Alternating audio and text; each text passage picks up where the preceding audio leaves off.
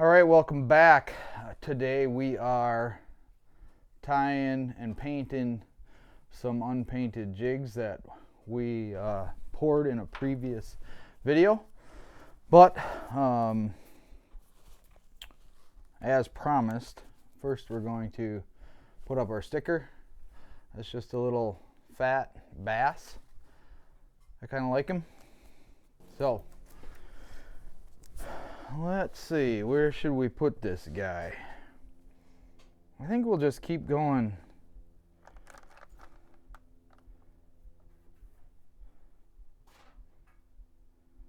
I think we'll just, what should I do? Should I put him over there? Should I put him down here? And there. There looks the best to me. We're gonna put him right there. I like him. All right, so today, like I said, we are going to tie up some jigs, but first we've got to paint them. So you're gonna need a couple tools. I'm gonna show you what I use. There's a ton of different ways to do this stuff, but the paint I'm gonna use is ProTech powder paint. This is a green pumpkin. This is a 2-ounce can, which will last me probably the rest of my life. We need some weed guards because almost everything I pour is green pumpkin. I also have black. I like the green pumpkin. It's an all-around color. It's good for our color water in almost all situations. So that's what I'm going to go with. I also have green pumpkin Boss weed guards. Premium weed guards from Boss Outdoors. You want to make sure that the size diameter matches the molds that you are using. But if it doesn't, I'm going to teach you a little trick possibly in here. What I've used, and there's videos online of this. I've made my own bubbler, basically. What's in there is the paint, the powder paint. The powder paint's in there, and it's hooked up to a fish aquarium aerator, which just bubbles the paint so that it keeps it flowing, so it goes over real smooth. Rather than dipping it in the bucket itself like a lot of people do. Not necessary. A lot of people just dip it right in there. I'm just showing you what I use. I suggest at least, what is that, 3-4 inch pair of hemostats. What else? Oh, a heat source. So you can use one of two things for a heat source. You can either use just your propane torch, or you can use a heat gun, which is just basically a overpowered hair dryer. So let's get into this.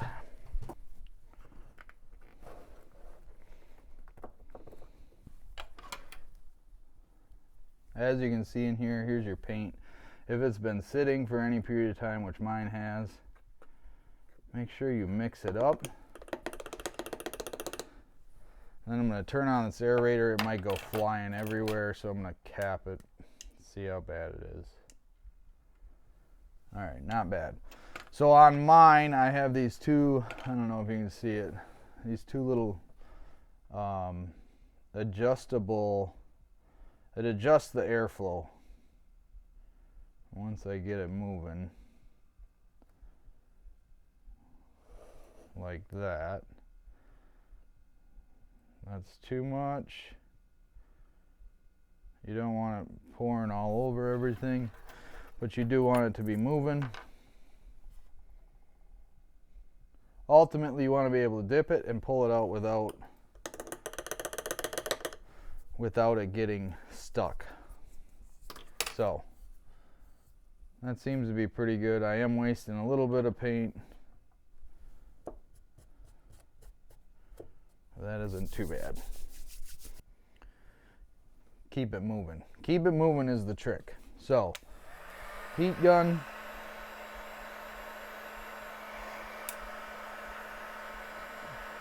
What you're waiting for on this is it to get glossy.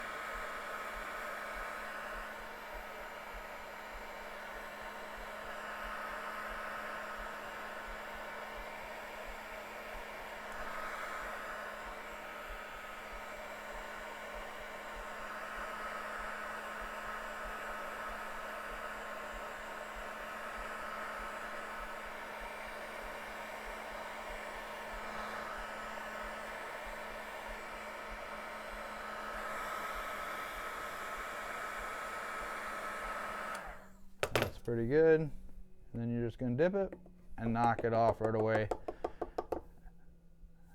And then, yeah, you're good. That's what we want. You can hit it with the heat gun again.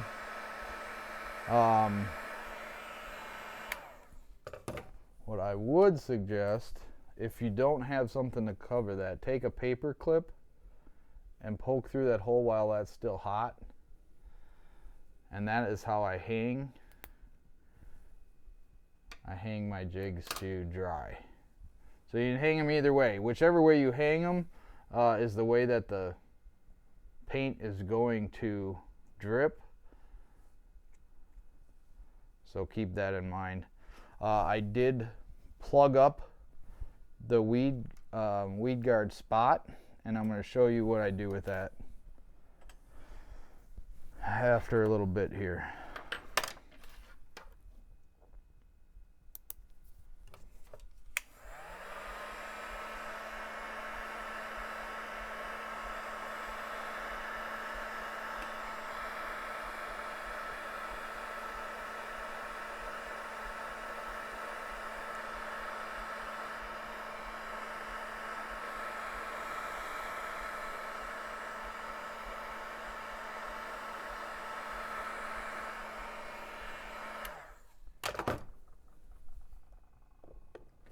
Keep it moving, knock the excess paint off.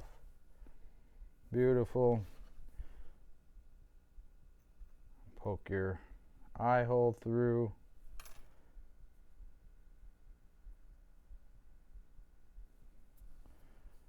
Which I don't mind if that's painted as long as I can get my line through there, which that's plenty big enough.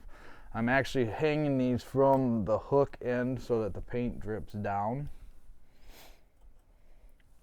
If you're using the propane torch, like I said, it's a lot faster process and a lot less controlled. So I like the heat gun if we can get away with the heat gun.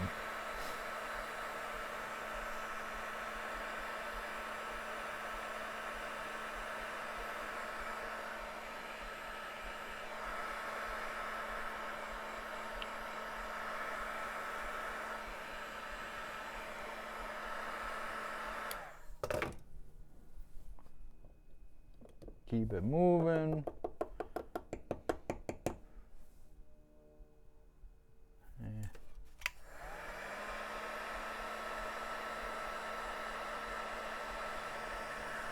If you don't like how it looks, you can always just hit it with a heat gun again and it will make it more glossy.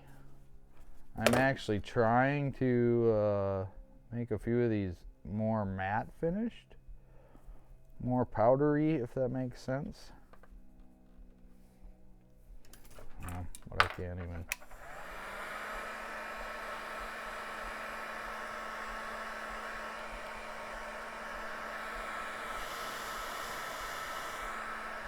See how it just kind of shines it right up?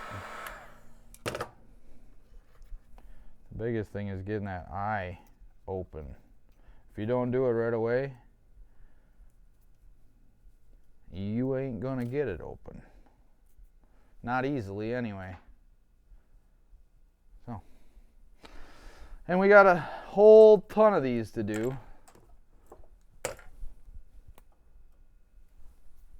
So,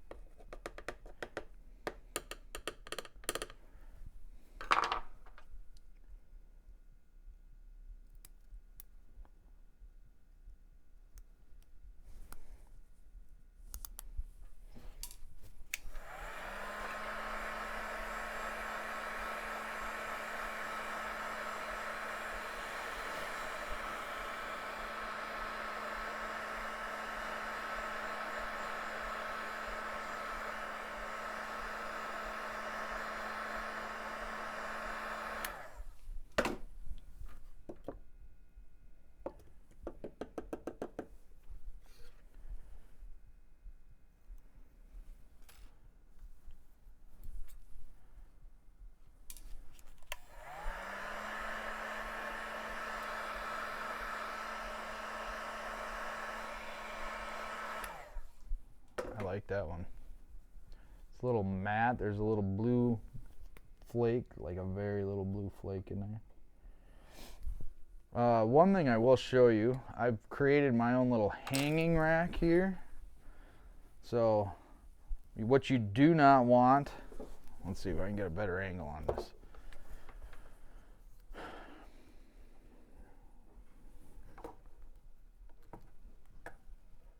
You do not want them touching each other once they're painted, because they will stick together. But like all these are touching each other, that's not what you want. So make sure when you're, after you've done painted them, set them aside, or apart from each other, aside and apart from each other.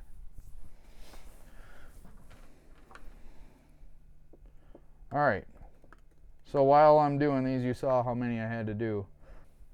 I'm gonna crank up the music for me and for you, and we'll be back in a second.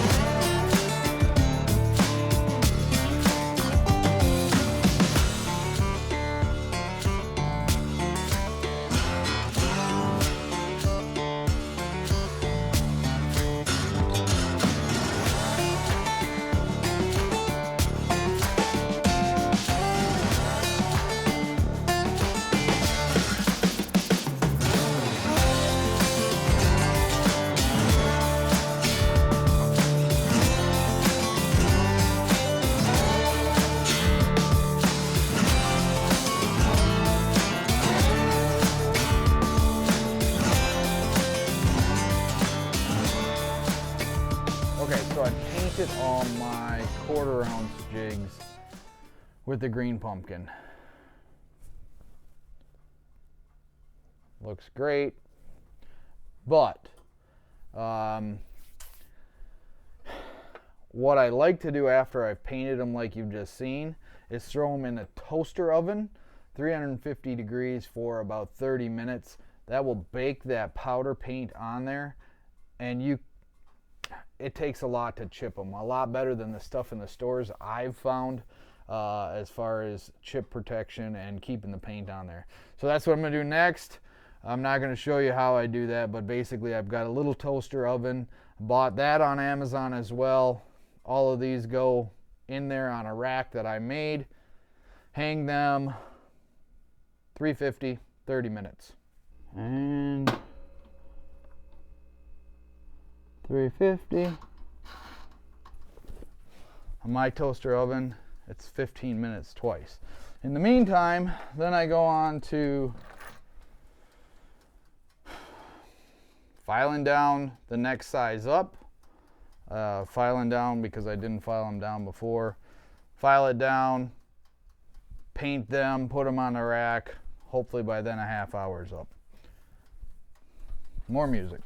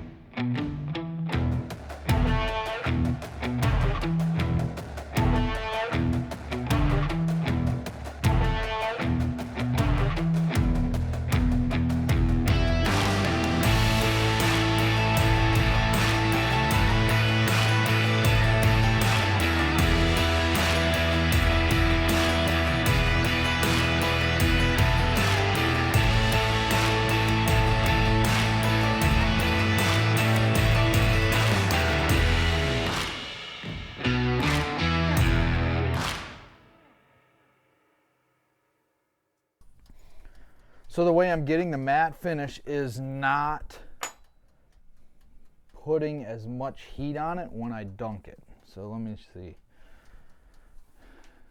if you can see the difference between those two side by side.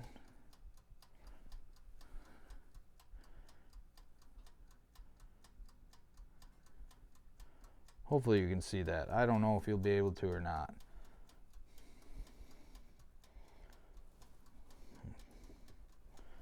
This one here is still a little powdery. This one's very glossy.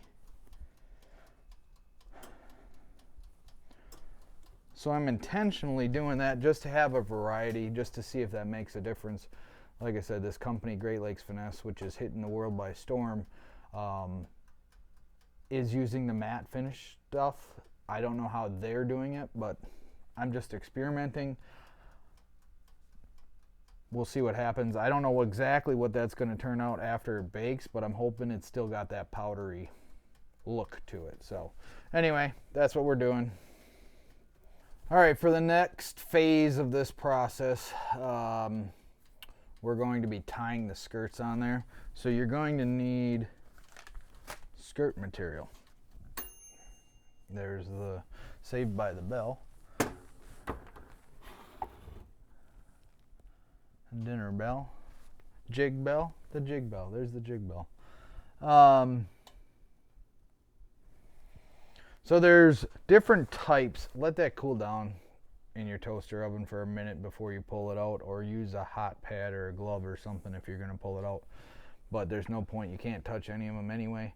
So be patient. There's multiple ways. You can tie hair jigs, you can tie rubber silicone jigs, living rubber jigs. I've got a little bit of all of that. This is rubber. This is a silicone tab. You can buy these at Tackle Warehouse. The rubber comes in a huge, I don't even know how many feet that is, but it's a lot. And the tabs come in bags like so. This is my favorite color. I got a big bag of this. This was a 100 pack. This color is Magic Craw Blue Swirl, and that's the one I just had up here. Almost all of these will have some form of that in there. They are, so it's a green pumpkin, blue, and black, basically, is all in there. Living rubber has more poof underwater than the silicone. It's more lifelike, maybe, if you will. So it's all, play around with it. Some guys will put 2.5 tabs. That seems to be the standard. So that's kind of what I follow most of the time. I'll do 2 of some form of green pumpkin, your favorite green pumpkin. Mine's green pumpkin swirl, blue swirl. And then maybe an accent tab. And that could be chartreuse. This is chartreuse in black. What's the actual name? Yellow chartreuse barbed wire. So that's one option. You could do 3 separate colors. You could do, if you look at all of these, let's see. I've got a lot of orange and copperish, blacks, green pumpkin, living rubber, whites and silvers for crappie, smelt. I've got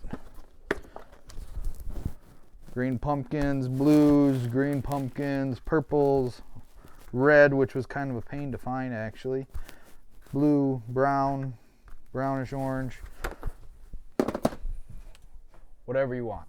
You can make the jig of your dreams, customize it. That's what I enjoy the most about all this, is I kind of get to use my imagination. Generally, it's just some form of green pumpkin. Something else you're going to need to tie is, well, there's options. I started with, let me see if I can find it. I started with the,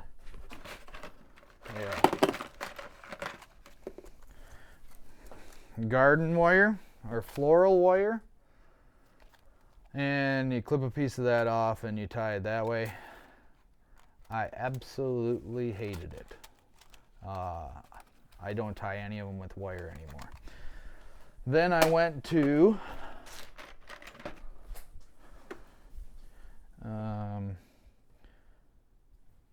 nylon thread. I do still use this. Not this one. This one's brand new. But I like the red. It almost reminds me of gills. So if I'm feeling like I need some with gills around that collar, I'll use the red. But what I found that works the best, and it doesn't work for me for anything else, is braided fishing line.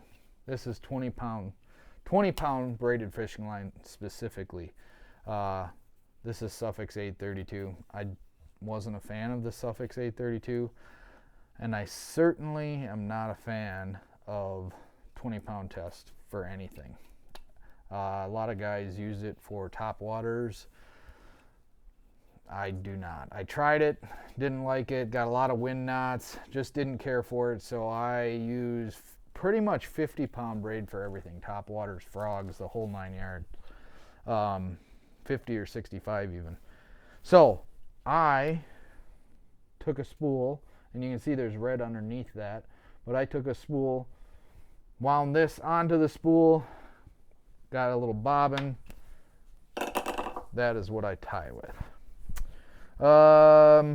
So with the 3/8, half, and 3/4 ounce jig molds, the hybrid swim jig that I make, you can also add, I don't know if you can see that in there, there's a little socket for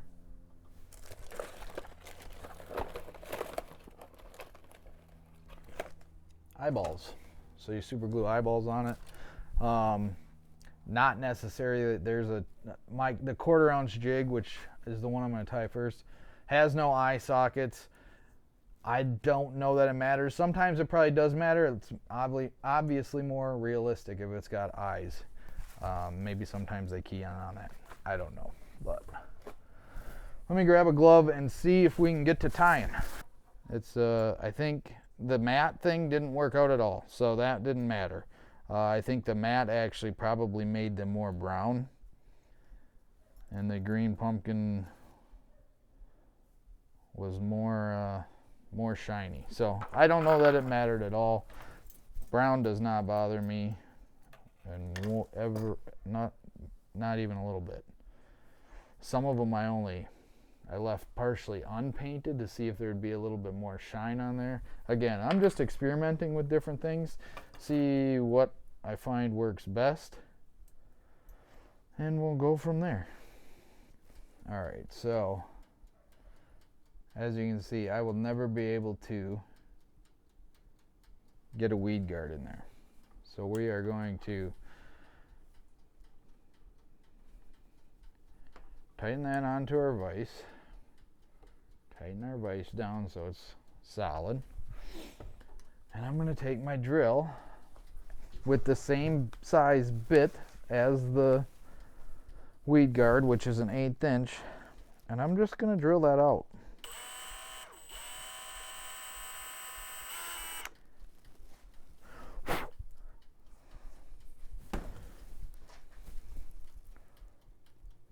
That's all we want.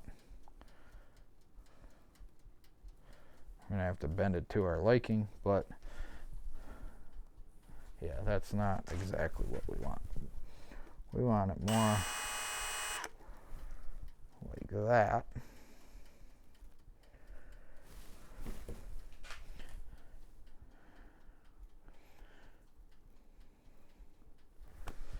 Yeah, so we're gonna add a drop of glue, but don't do this part first. Don't glue that in first. First,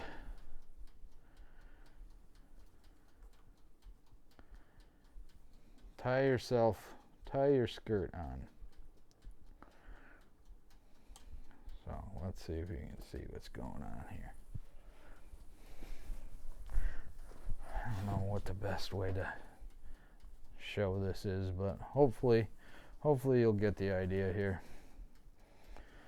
All right, so make sure that's tight. Tighten this down. And the first thing you're going to do is start with your bobbin and your thread, and you're going to make a few wraps. Whoops. Make a few wraps.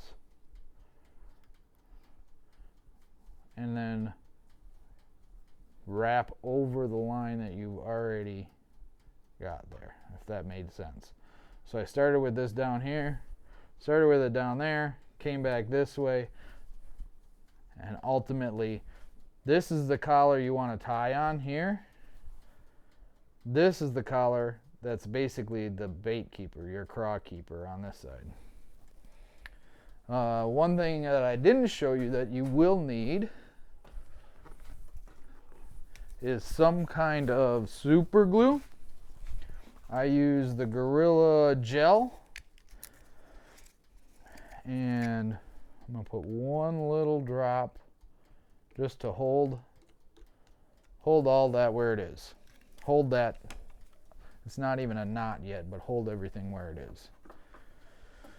Let that dry for a second. Cut my tag in.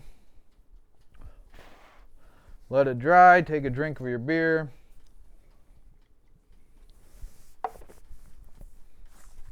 Play with the colors you want, how much of the colors you want. So what we're going to do is 2 of the Blue Cross Swirl, Magic Craw Blue Swirl, sorry. And then I'm going to take a 1/4 of the barbed wire chartreuse. And that's going to be the whole thing. You can get as complicated as you want with this. You can use 8 strands of chartreuse, 8 strands of green pumpkin, 4 strands of living rubber. You can do whatever you want. Just for simplicity's sake, this is what I'm doing. Okay, so then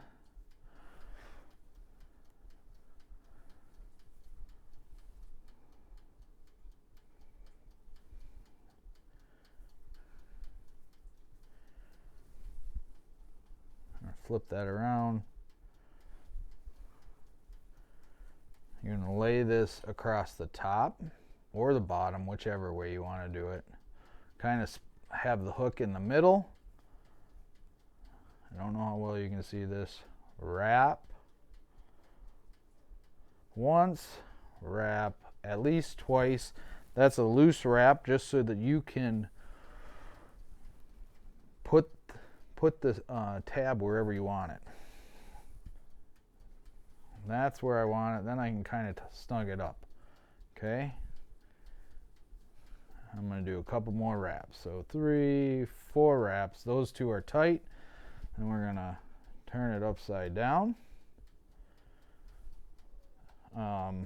This vise I have has this little thing where you can put it in them springs. But what I've found works even better is these little hair clips you can get at Walgreens or dollar store or whatever. Get that stuff out of your way. And then you can tie the next one.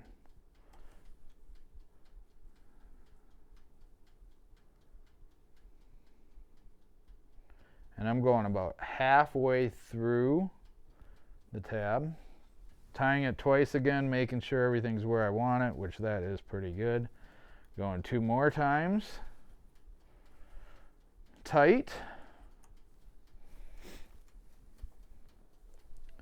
and then I kind of want half of the chartreuse on each side. If you can see what I'm doing there. Wrap it twice again. or 3 times if it's good, which it is good. And now I'm going to wrap it 4, 5, 6 times and finish it.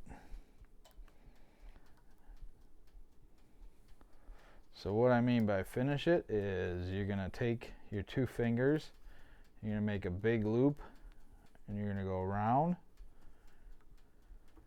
and then tighten it up.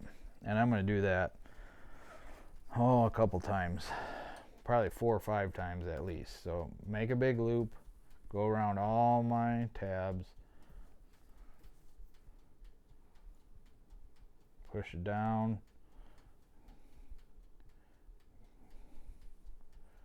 get it where you want it. I really tighten these down. To me, I don't want that moving around too much if I got it where I want it. So I really snug these up.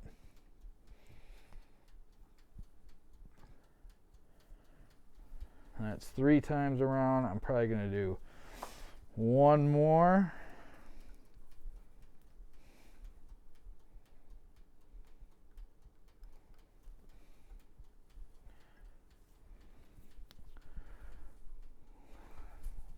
Tight, tight, tight. And 1 more for good measure.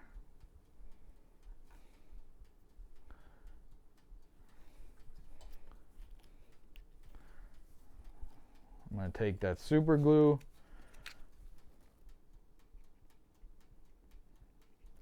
and just a little bit of that will go a long way. You don't want it all over your skirt. You just want it on the thread. And then again, we're going to let that dry, this time better than the last one, because it is a little bit on the skirt, and we don't want the skirt sticking to the rest of the skirt. So we're going to give that just a minute. Give that a minute, and then once it's dry, I will show you the last few touches, and we'll have a complete jig. Then we'll go from the 1/4 ounce, which is my favorite. We'll tie a 3/8, a 1/2, and a 3/4, just in different colors, just so you can see some different jigs. And yeah, we'll see you in a second. Okay, so we've given that a little bit. The next steps with this one is cutting the tabs off. So there should be, what do we got? 6 of them.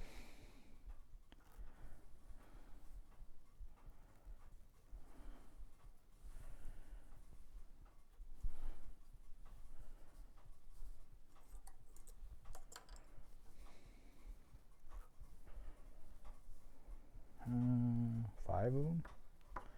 Oh, that was 6. Okay. All right. So there's our jig. Pretty good looking. Need the weed guard, so we're going to put this back in here for a second. And you're going to drop just a little dab of glue.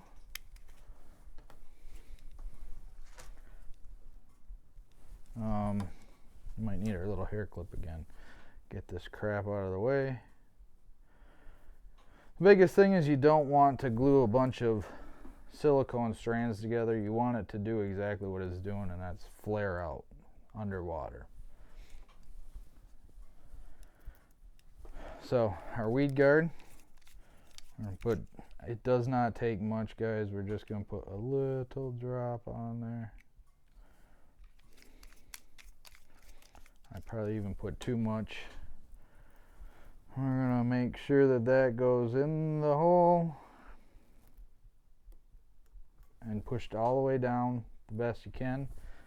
Let it dry again. That's pretty much it. That is our finished jig.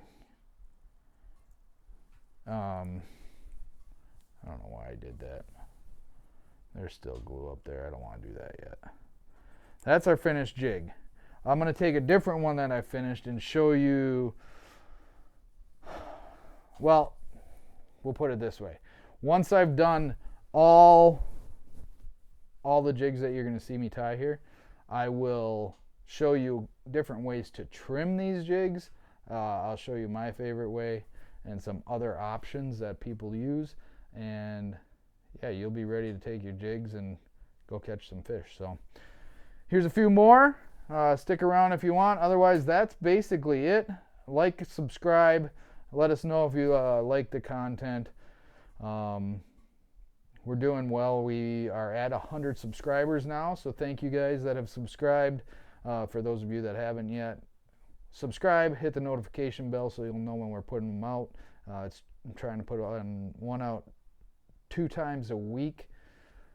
It's been slow because we haven't done a lot of garage stuff, but we're about 4 weeks away from being on the water, and then you're going to see tons again. We'll have fishing videos all the time. So thanks for watching. If you want, stick around, see a few more trips. Stick around and you'll see a few more tips and tricks at the end. So yeah, thanks.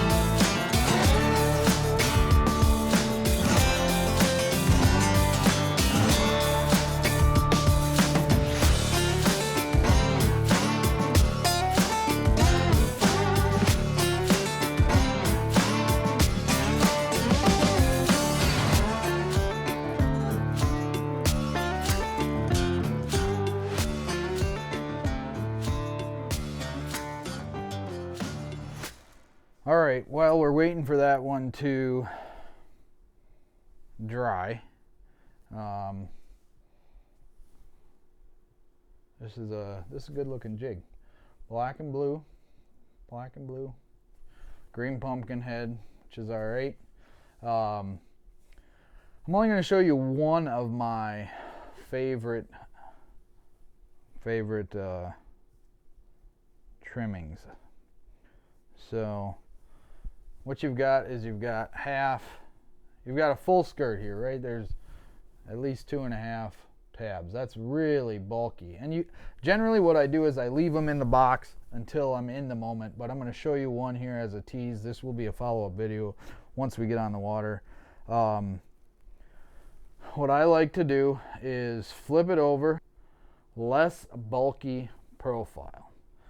So if you can see that, I got the half that should be down here with a few extra strands, which I'm going to grab now. So I got half and half. That's split right where it should be. What I like to do is ultimately a reverse finesse cut. Cut all of this off on the bottom. Much thinner, much different looking profile. Do a reverse finesse cut. Let's see what you think. It's a sneaky little thing. Nobody really does it. And I've caught several fish this way. I'm kind of particular about it. I want them all a certain length and it to look a certain way so one side isn't bulkier than the other. None of that probably even matters, but that's just me. So there's our thinned out jig. That's one way to cut it. A lot of guys swear that the more beat up a jig is. The more it's getting bit, the more whatever, the better the bites. And a lot of times if you trim that way, it looks beat up, right? It doesn't look uniform. It looks like it's been through the ringer. Obviously, you're going to add a trailer to that. But anyway, try it. Check it out. See if you like it. It's one of my favorite ways. Thanks for watching. We'll catch you next time.